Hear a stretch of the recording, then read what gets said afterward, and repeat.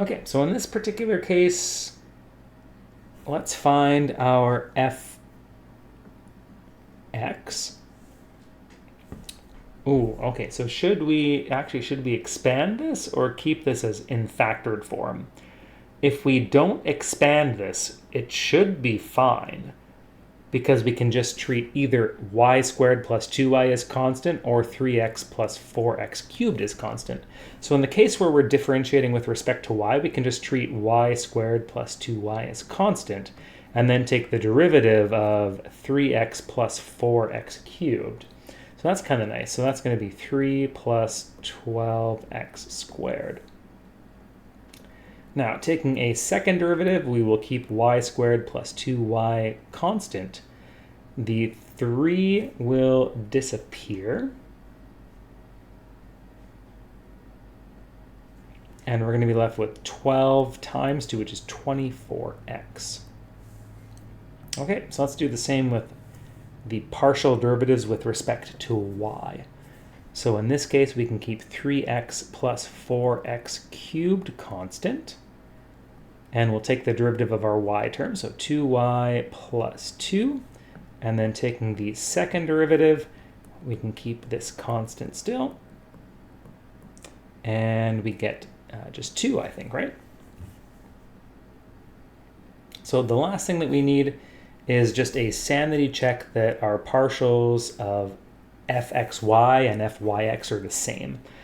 So we can do something like fyx, and we can see what happens in this case. So fx, if we take fx with respect to y, then the 3 plus 12x squared is constant. And we take the derivative of the y parts, which is 2y plus 2.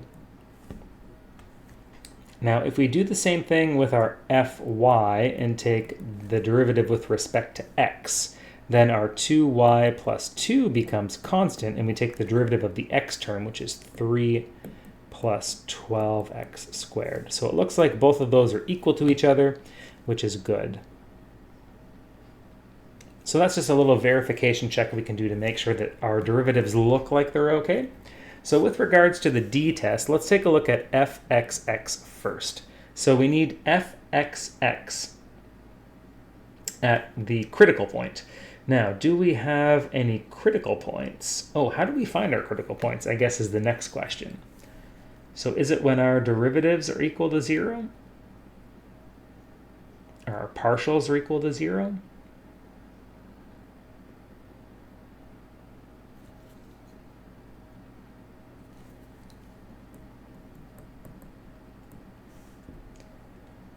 So if partial x is equal to 0, that tells me that y squared plus 2y times 3 plus 12x squared is equal to 0. If we also require the partial derivative with respect to y to be 0, then that means that 3x plus 4x cubed times 2y plus 2 is equal to 0.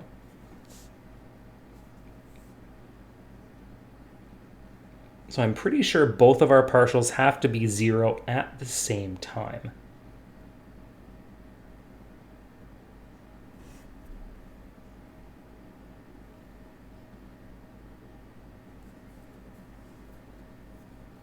Okay, so we're looking pretty good. Like, we do have a nice factored form for both of these.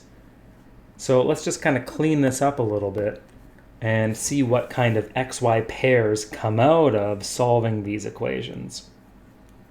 So we can factor y, that's going to give us y plus 2.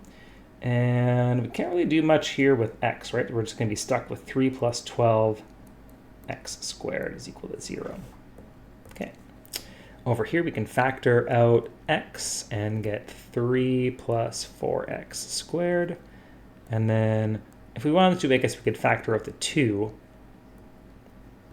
and just get y plus 1. Okay, everything is literally in factored form, so it should be relatively easy to see possible values. So y is equal to 0 is a solution. Y is equal to negative 2 is a solution. Do we get anything here for x? I don't think so, right? We have 3 plus 12x squared, which is always positive, so I don't think we get any solutions there. So we get two solutions for y here. We get x is equal to 0. We get no solution for x here. And we get y is equal to -1.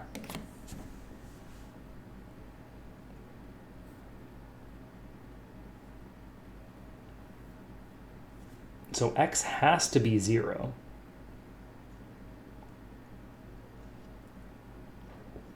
X has to be 0. We have no other choice. And then does y have complete flexibility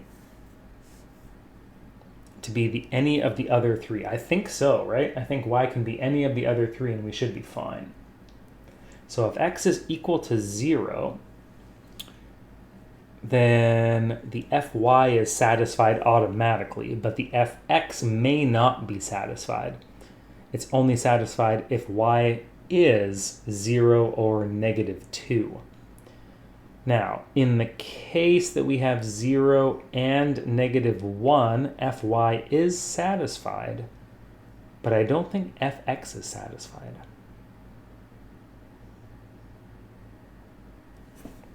So I think this solution is not going to be helpful for us.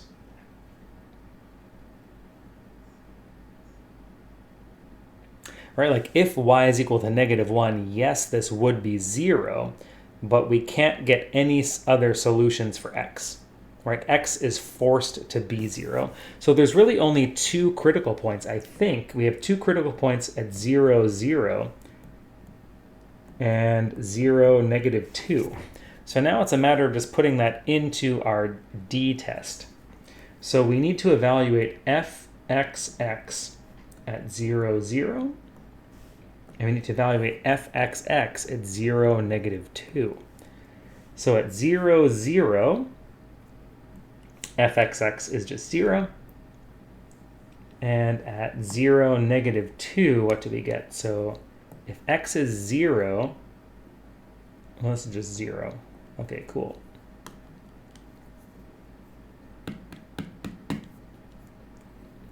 So the only other thing that we can kind of maybe hope to do is like maybe if we do this calculation of fxx fyy minus fxy squared, maybe that will be helpful. So our D is fxx at 0, 0, fyy at 0, 0, minus the cross partials at 0, 0 squared. So we already know that fxx is 0, so we get 0 minus fxy squared. So if x is 0, we get 3. And if y is 0, we get 2, and we need to square that. So this is going to be 6 squared, so -36, which is less than 0. So we are in the situation number 3, where we have a saddle point at 0, 0.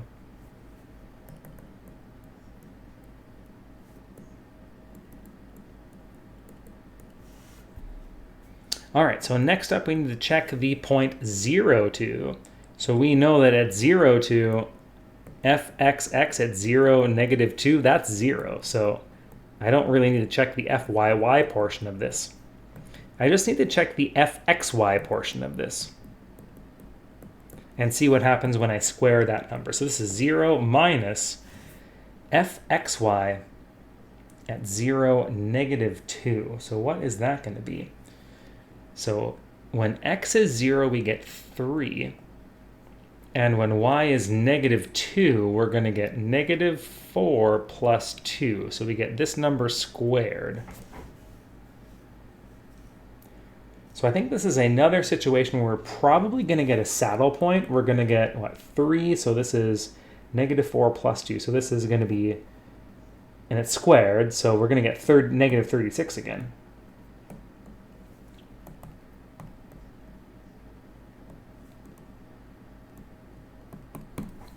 So I think in both cases, we end up with a saddle point just by the D test. So fxx doesn't give me much information, so the only way that I can make a definitive conclusion about what's happening at these two particular points is to look at the cross derivative of the fxy, right? So that gives me some information. It's less than 0, therefore d is less than 0. So we can conclude that both of these are saddle points. And I think that's what the solution is, if I remember correctly. Yeah, so 0, 0, and 0, negative 2. Perfect. Okay, cool. So I am completely happy with that. That makes complete sense to me.